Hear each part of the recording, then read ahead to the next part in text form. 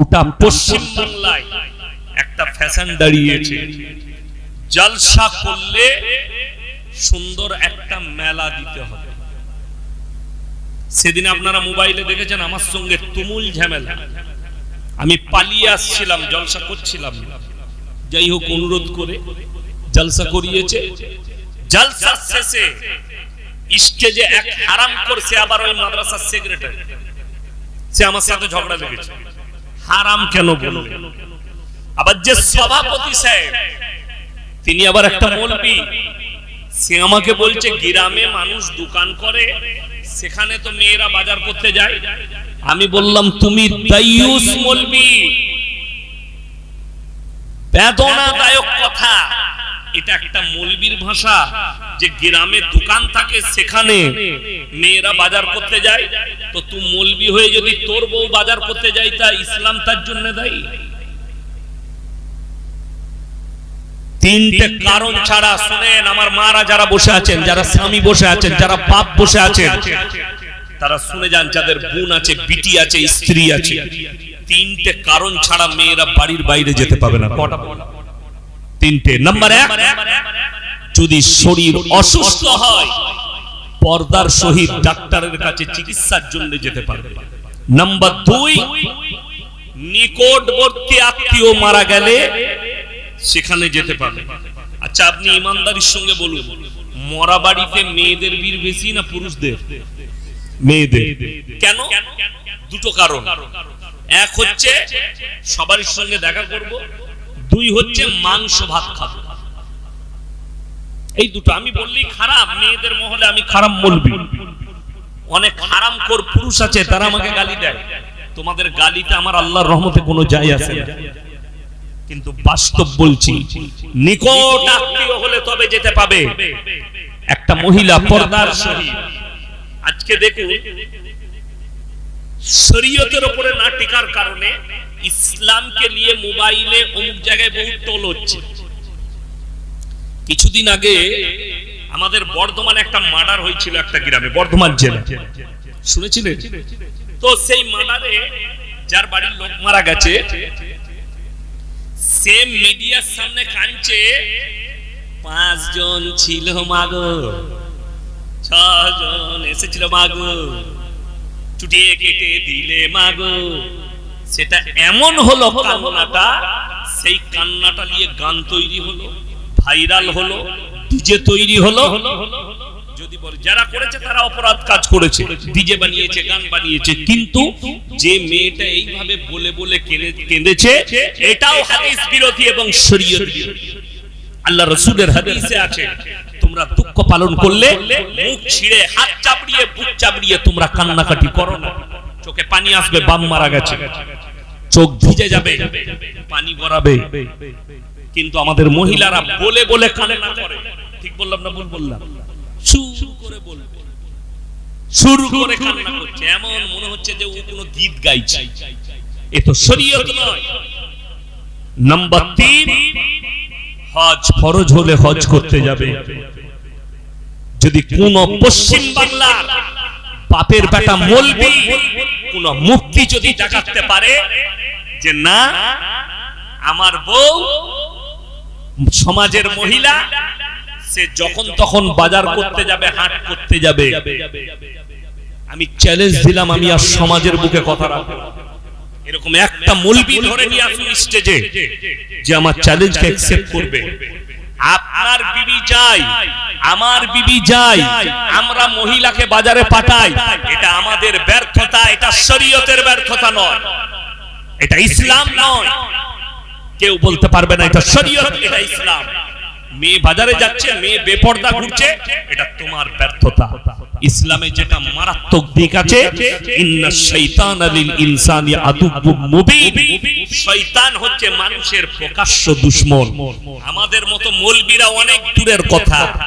কোরআন শোনাবো আপনাদেরকে। জুলাইখা যখন নিজেকে বেবস্ত্র করে ইউসুফ নবীর সামনে দাঁড়িয়েছে, বেবস্ত্র মানে উলঙ্গ, ইউসুফ নবী কি বলছে জানেন? কোরআনে আছে, ওয়ালাকাদ হাম্মাত বি ওয়া হাম্মা বিহা লাউলা আর রাআ বুরহানা রাব্বি। আমাকে শয়তান ধোঁকা দিয়েছে, কেউ নেই কামরার ভেতরে, মহিলাটা একা উলঙ্গ, যা পারবি করে নে। সে তো আল্লাহ আমার উপরে দয়া করেছে, আল্লাহ আমাকে হেফাজত করেছে, নবী পয়গম্বর আল্লাহ হেফাজত করেছেন। তা না হলে জুলাইখা দাওয়াত দিয়েছে, ওয়াকালা হাইতালা, আমার দিকে অগ্রসর হও, আমাকে টিপে ধরো আর মনের বাসনা কামনা পূরণ করো। ইউসুফ নবীকে দাওয়াত দিয়েছে। ইউসুফ নবী বলছেন, ক্বালা মাযাল্লাহ ইন্নাহু রাব্বি আহসানা মাসওয়াই ইন্নাহু লা ইউফলিহুজ জালিমিন। আমার আল্লাহ আমাকে কুয়ো থেকে তুলে বাদশার ঘরেতে লালিত পালিত করেছে, আমি কেমন করে নিজের উপরে জুলুম করতে পারি। ইউসুফ নবী কাঁদছেন, আল্লাহ এই নারীর হাত থেকে বাঁচাও, বদকারের হাত থেকে বাঁচাও। এটা নবীর কথা বলছি, আর কোরআনের প্রথমেই আছে, ইন্না শাইতানা লিল ইনসানি আদুব্বুম মুবিন, শয়তান মানুষের প্রকাশ্য দুশমন। ইউসুফ নবীর ভাই, তাদিকে শয়তান ধোঁকা দিলে কখন? যখন ইউসুফ নবী 7-8 বছরের ছেলে, স্বপ্ন দেখেছে, আব্বাকে বলছেন কি, নিজের বাপ ইয়াকুব নবীকে সকালে বাপের কোলে বসে বলছে, আব্বা আমি রাতের অন্ধকারে স্বপ্ন দেখলাম। কি স্বপ্ন? ইজ ক্বালা ইউসুফু লিয়াবিহি ইয়া আবাতি ইন্নী রাআইতু আহাদা আশারা কাওকাবা ওয়াশ শামসা ওয়াল কমারা রাআইতুহুম লি সাজিদিন। আব্বা জান, আমি স্বপ্ন দেখলাম রাতের অন্ধকারে 11টা নক্ষত্র, চন্দ্র এবং সূর্য আমাকে যেন সিজদা করছে। সুবহানাল্লাহ, এটা কোরআন, সূরা ইউসুফ। আমি স্বপ্ন দেখলাম 11টা নক্ষত্র, চন্দ্র এবং সূর্য আমাকে যেন সিজদা করছে। ইয়াকুব নবী বুঝতে পারলেন, আমার এই সন্তান কোন সাধারণ ছেলে নয়, এটা পয়গম্বরদের নিশানি, আমার এই ছেলেটা মহাপুরুষ হবে, একে আল্লাহ নবুয়ত দান করবে। মহব্বতটা একটু বেড়ে গেল। শয়তান বাকি ভাইদিকে বললে, দেখি না তোর বাপ ইউসুফকে বেশি ভালোবাসছে, তাহলে এক কাজ কর, ওকে তোরা মার্ডার করে দে। শয়তানের চক্রান্ত ভাইদের কাছে, কিন্তু বাপ ছাড়ে না ইউসুফকে। বেটারা বললে, আব্বা একবার আমাদিকে দেন, ইউসুফ আমাদের ভাই, আমরা ছাগল চড়াতে যাব জঙ্গলে, ইউসুফকে নিয়ে যাব, আমরা এতগুলো ভাই আছি, দেখভাল করব, অসুবিধা নেই। সাথে করে নিয়ে গেল, ভাইদের মধ্যে দ্বন্দ্ব দাঁড়ালো জঙ্গলে। কেউ বলছে মার্ডার করে দে, কেউ বলছে কুয়োর মধ্যে ফেলে দাও। সেই ভাইদের ভোট হলো, ভোটের বেশি সংখ্যক বললে মারার দরকার নাই, কুয়োতে ফেলিয়ে দে, এমনি মরে যাবে, মার্ডার করার দরকার। ইউসুফ নবীকে কুয়োর মধ্যে ফেলা হয়েছে, আল্লাহ হেফাজত করেছে। এতটুকু চোট লাগেনি ইউসুফ নবীকে। কুয়োর মধ্যে, কুয়োতে পানি নেই, ইউসুফ নবী অন্ধকারে, আর তার জামাটা খুলে নিয়েছে। জামাটা খুলে যেমন ভাবে প্রাণী ছিঁড়ে, বাগে ছিঁড়ে, সেইভাবে নুচে ছাগল জবাই করে রক্ত লাগিয়ে নিয়ে চলে এসেছে। কার কাছে? বাপের কাছে, ইয়াকুব নবীর কাছে, আব্বাজানের কাছে। সব ভাইরা ইয়াকুব নবীর দরবারে হাজির। আব্বা বিপদ হয়ে গেছে, আমরা খেলা করছিলাম ছুটাছুটি, ইউসুফকে বলেছিলাম আমাদের মালগুলো দেখবি, জামাগুলো, আমরা ঘুরে এসে দেখেছি ইউসুফকে বাগে খেয়ে নিয়েছে। ইউসুফকে বাগে খেয়ে নিয়েছে। ইয়াকুব নবীর হাতে যখন জামাটা দিয়েছে, ইয়াকুব নবী কি বলেছেন জানেন? ইয়াকুব নবী চোখে পানি, কাঁদতে শুরু করেছেন, কাঁদতে সন্তানের জন্য। وجاءوا على قميصه بدم كذب قال بل سولت لكم أنفسكم أمرا فصبر جميل والله المستعان على ما تصفون। হাতে জামা নিয়ে ইয়াকুব নবী কাঁদছেন ইউসুফের জন্য। আমার সন্তান যেখানে আছে আল্লাহ যেন হেফাজত করে। ইয়াকুব নবী বুঝতে পেরেছেন আল্লাহ নবীদিকে কখনো যারা পয়গম্বর হবে তাদেরকে বেত্রাঘাতে মৃত্যু দিবেন, তারা বিপদে মারা যাবে না, কোন বাঘ শিয়ালে কুকুরে তাদেরকে কোন প্রাণী খেতে পারে না। যেহেতু ইয়াকুব নবী আমার ইউসুফ এমন স্বপ্ন দেখেছে, এটা নবীদের নিদর্শন, পয়গম্বর তাকে বাঘে খেতে পারে না। আল্লাহর কাছে কাঁদতে লাগলেন, আল্লাহ ফাসাবরুন জামিল আল্লাহু মুস্তাআন ওয়া আলা মা তাসিফুন, আল্লাহ তুমি আমাকে সবর দাও, আমার সন্তানের তুমি হেফাজত করো। এই দোয়া করেছেন ইয়াকুব নবী সন্তানের জন্য। শয়তান ধোঁকা দিয়েছে, যাও মেরে দাও, মার্ডার করে দাও, কুঁয়োয় ফেলেছে। ইউসুফ নবীর উপরে যদি শয়তান চক্রান্ত করতে পারে, আমার মতো ফুটো মৌলবীকে কি করে শয়তান ছেড়ে দিবে? আমার কথা ছেড়ে দাও, তোমার মতো যুবক যুবতীকে কি করে শয়তান ছেড়ে দিবে? মেলাতে জানেন তিনটে, দুটো নারী, একটা নারী আর একটা পুরুষ যদি নির্জনে হাজির দেয়, তৃতীয় নম্বর যে আছে তার নাম হচ্ছে শয়তান। নির্জনে একটা নারী আর পুরুষ, পর নারী পর পুরুষ এক কাছে হওয়ার শরীয়তে জায়েজ নেই, হারাম। তৃতীয় নম্বর যার এন্ট্রি হবে সে হচ্ছে শয়তান। অনেক দোকানদার আছেন যারা দোকান দিচ্ছেন, তারা মনে মনে ভাববেন এই মৌলবি তো আমাদের বাজার খারাপ করছে, এই মৌলবি তো আমাদের ব্যবসা তুলে দিতে চাইছেন। না, আমি তোমার ব্যবসা তুলতে চাইনি। তা না হলে মানুষ জিলেবি খাবে, মানুষ একটু পকোড়া খাবে, মানুষ একটু চা খাবে। সেই দোকানগুলো বসান আর মাইকে অ্যানাউন্স করে দেন যে কোন মহিলা কোন দোকানে যেতে পাবে না, কোন মহিলা কোন দোকানে যেতে পাবে না। আরে দুঃখ লাগে, বেদনা লাগে যে একটা মেয়ে সে জলসার নাম করে বাড়ি থেকে বের হয়েছে, জলসা শুনবো, হাদিস কুরআনের কথা শুনবো, কিন্তু তার আড্ডা হচ্ছে কোথায়? মেলা তালায়। আমি ওই গাড়িতে শুয়েছিলাম, মসজিদে মশা কামড়াচ্ছিল, আমি গাড়ির সামনে সিট ফেলিয়ে শুয়েছিলাম। কতগুলো মানুষ, মেলা ঘোরা হয়েছে মেয়েদের, ভ্যানিটি ব্যাংক কাঁদে আর সব মাল নিয়ে হেঁটে হেঁটে বাড়ি চলে যাচ্ছে।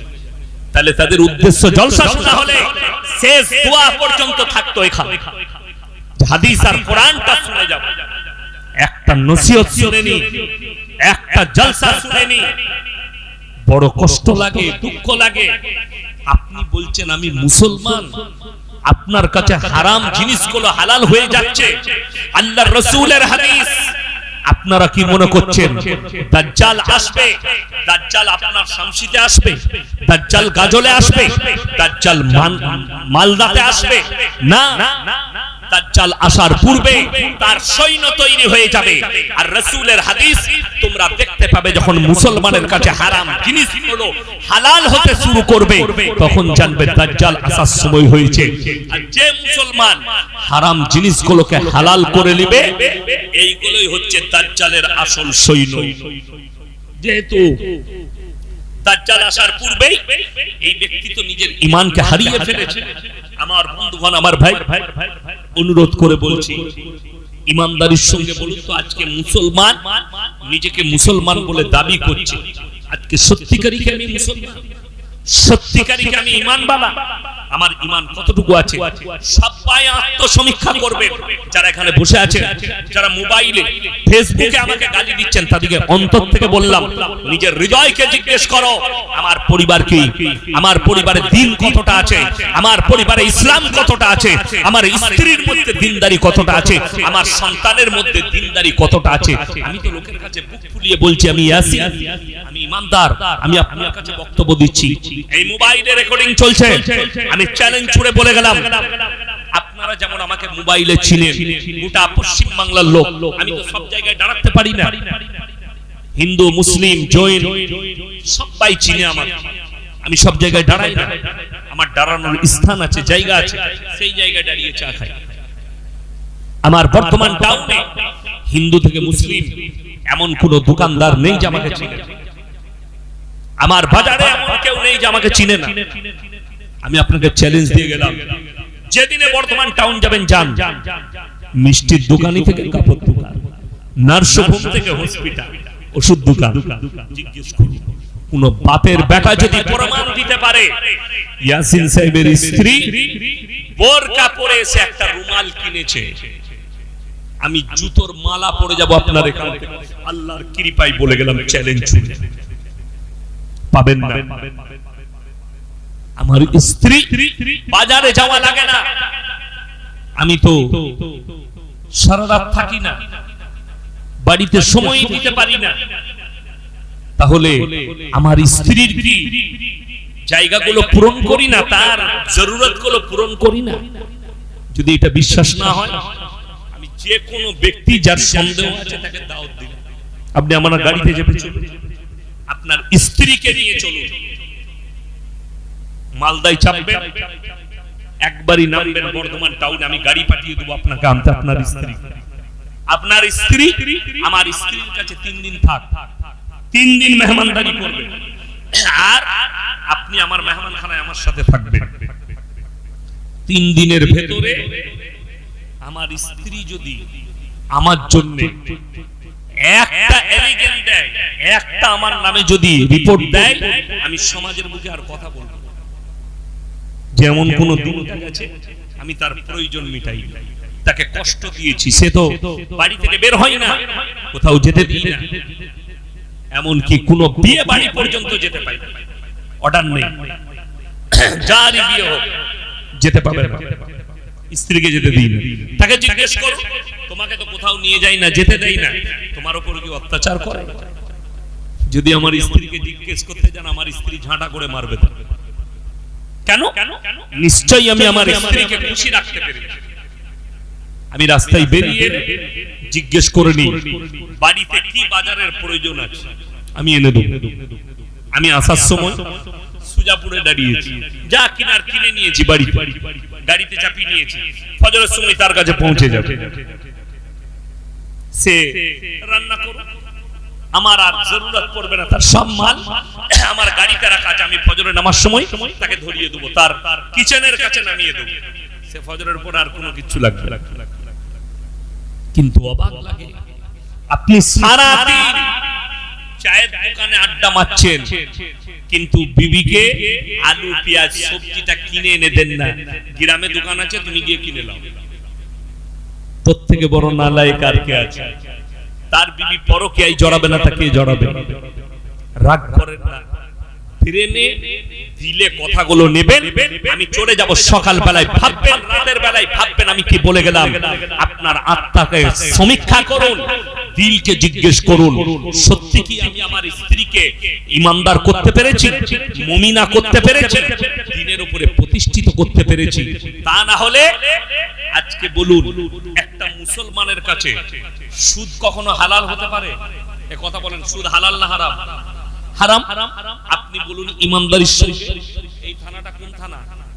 গাজল। গাজল থানায় একটা মুসলমান তাইলে সুদ খায় না, তাই তো হারাম যখন। কথা বলেন, আমি কিন্তু গোল আলু বক্তা লয়। কালকে দেখলাম কমেন্টে এক হারাম করে লিখেছে, তুমি যে জলসার স্টেজে সুতি থানায় আদায় করছিলাম, মাদ্রাসার জলসা, চাইছিলাম টাকা, অনেক লোক দিয়েছে, তো একজন কমেন্টে লিখেছে, তুমি কি জিজ্ঞেস করে নিয়েছো টাকাটা সুদের টাকা দিচ্ছে না মদের টাকা দিচ্ছে? আচ্ছা বলুন তো, আমি বর্ধমান জেলা থেকে এখানে এসেছি, আমাকে দাওয়াত দিয়েছে, আমাকে মেহমানদারি করাবে কারা? কমিটি করাবে না করাবেন? আচ্ছা, কমিটি মুসলমান না মুসলমান নয়? মুসলমান। তার উচিত, ইয়াসিন সাহেব আমি কেউ কি চিনি না, আপনারা সবাই আমার ইমানি ভাই, দাওয়াতি ভাই, সবাই ইমানদার আমার কাছে, সবাই ভালো, আমি কেউ কি চিনি না, সবাই মুমিন আপনারা আমার কাছে। এখন আমাকে যে খাবারটা দিবে, কমিটির দায়িত্ব হচ্ছে হালাল খাবারটা আমার কাছে দিতে। আমি যখন কোন হোটেলে খাবো, কোন দোকানে খাবো, কোন অমুসলিম ভাইয়ের বাড়িতে খাবো, তখন আমাকে বেঁচে খেতে হবে, জিজ্ঞেস করতে হবে এটা হালাল না হারাম।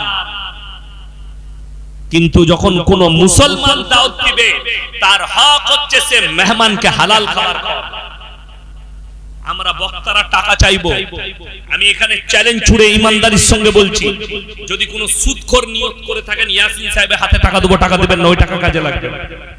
চ্যালেঞ্জ ছুড়ে বলে গেলাম আজকে। যদি কোন লটারিওয়ালা মনে করেন ইয়াসিন সাহেব আদায় করছে, তার হাতে টাকা দেবো, আজকে দুঃখটা ওইটাই তো।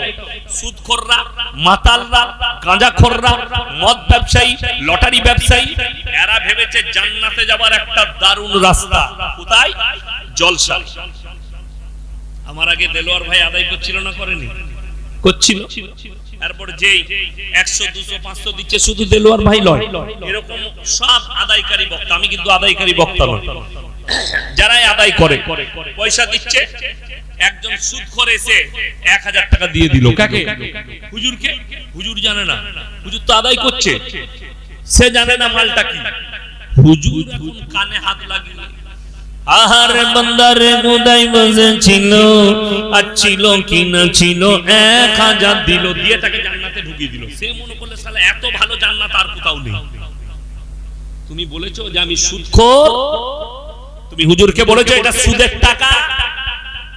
যদি বাপের বেটা হও, পশ্চিম বাংলায় আমি যে স্টেজে থাকবো আর মাদ্রাসা মসজিদের জন্য টাকা চাইবো, ঈদগাহর জন্য টাকা চাইবো, কবরস্থানের টাকা চাইবো, স্টেজের সামনে খালি এসে বলবে যে হুজুর এটা সুদের টাকা দিচ্ছি, আল্লাহর কসম খেয়ে বলছি আমার জুতোটা তোমার মুখে মারবে।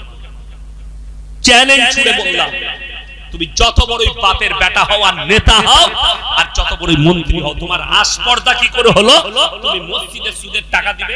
তোমার আস্পর্ধা কি করে হলো মাদ্রাসায় সুদের টাকা দেবে? তোমার টাকা প্রয়োজন নাই, তোমার হারাম টাকা দিন চালানোর জন্য প্রয়োজন নাই। একটা গরিব মানুষ আলু ব্যবসা করে, চাষ করে খায়, সেই লোকটা যদি 1 টাকা দান করে আর একটা সুদখোর যদি 1 কোটি দান করে, আল্লাহর কসম করে বলছে এই 1 টাকা ওয়ালা জান্নাতে যাবে, কিন্তু সুদখোরের হারামখোরের দান কবুল হবে না। চলে তোমার কোন জায়গায় আঘাত লাগবে, ঘা হবে আমি জানি না। সুদ হারাম, শুধু হারাম নয়, আমার আল্লাহ কোরআনে বললেন ওয়াহাল্লাল্লাহুল বাইয়া ওয়া হারামাল রিবা, যারা সুদকে আমি হারাম করেছি, ব্যবসাকে হালাল করেছি। যে ব্যক্তি জেনে শুনে সুদ খেলো, এই লোক আল্লাহর সঙ্গে যুদ্ধ ঘোষণা করলো। ইমানদারির সঙ্গে বলুন তো, যে লোক আল্লাহর সঙ্গে যুদ্ধ ঘোষণা করছে, এই লোক কখনো মুমিন হতে পারে? এক কথা বলেন, এই লোক মুমিন নয়। যে ব্যক্তি, এখানে হাত তুলে বলুন তো কে জানেন না মদ স্পর্শ করা হারাম? কথা বলে না, জানেন না? জানেন না? জানেন তো? তাহলে মুসলমান, আপনাকে আমি গাজল থানায় দেখি, গাজল থানায় মুসলমান মদ পান করছে, মদ বিক্রিও করছে। ঠিক বললাম না ভুল বললাম? শুধু গাজল থানায় নয়, গোটা পশ্চিম বাংলায় প্রত্যেকটা থানায় দেখেন। আপনি কদুবাড়ি মোড়ে চলুন, গাজল বাজারে চলুন, আমি আপনাকে দেখিয়ে দেব মুসলমান লটারি বিক্রি করছে। শামসি বাজারে চলুন, হরিশ্চন্দ্রপুরে চলুন, সুজাপুরে চলুন, কালিয়াচকে চলুন, ধুলিয়ানে চলুন, উমরপুরে চলুন, বেলডাঙ্গায় চলুন, কলকাতা পর্যন্ত যতগুলো বাজার পড়বে আমি দেখিয়ে দেব মুসলমান কাউন্টার লাগিয়ে লটারি বিক্রি করছে, আর মুসলমান লটারি কাটছে। কিছু যদি টাকা আসে লটারি বিক্রি যদি করে আমার যদি যেন ব্যবসা চলে। অথচ রাসূল সাল্লাল্লাহু আলাইহি সাল্লামের হাদিস, যারা নিজেদের সন্তানের মুখে হারাম খাবার তুলে দিবে, তাদের সন্তান কোনোদিন নেক সন্তান হতে পারে। আর পৃথিবীতে জীবনে যতগুলো ভাই আছেন, মা বোন আছেন, শুনে যান, 3টে জিনিস যদি পৃথিবীতে কেউ রেখে যেতে পারে, কিয়ামতের সকাল পর্যন্ত আপনি কবরে শুয়ে শুয়ে নেকি পাবেন। জোরে বলুন সুবহানাল্লাহ। নাম্বার 1, নেক সন্তান। নাম্বার 1 হচ্ছে নেক সন্তান। নেক সন্তান কেমন? আপনি মারা যাওয়ার পরে আপনার সন্তান যেন এমন মুমিন হয়, এমন দিনদার হয়, আপনার জানাজার নামাজটা পড়াতে পারে, কবর জিয়ারত করতে পারে। আপনার জন্য দান খয়রাত করতে পারে, আপনার জন্য দোয়া করতে পারে। নামাজ পড়লো এশা, আর আল্লাহকে বলল, আল্লাহ গো আমি তো 5 ওয়াক্তের নামাজি, গুনাহগার, আমার আব্বা দুনিয়া থেকে চলে গেছে, আমার আব্বাকে তুমি ক্ষমা করে দাও। রিওয়ায়েতে আছে, হাদিসে আছে, চোখের পানিটা গালে গড়ানোর আগে আমার আল্লাহ দোয়াকে কবুল করবেন। জোরে জোরে। অথচ আপনি আপনার সন্তানকে তৈরি করতে পারেন, আপনার সন্তান নামাজ তো দূরের কথা,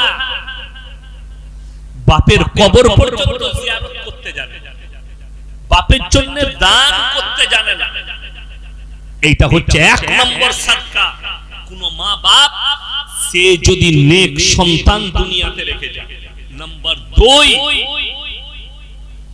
জীবনে বেঁচে থাকতে, এই দুনিয়াতে বেঁচে আছেন, নিজের জন্য কবরস্থান, ঈদগাহ, মাদ্রাসা, মসজিদ, এতিমের বিয়ে, গরিব এতিম মিসকিন, এদের খেয়াল রাখুন।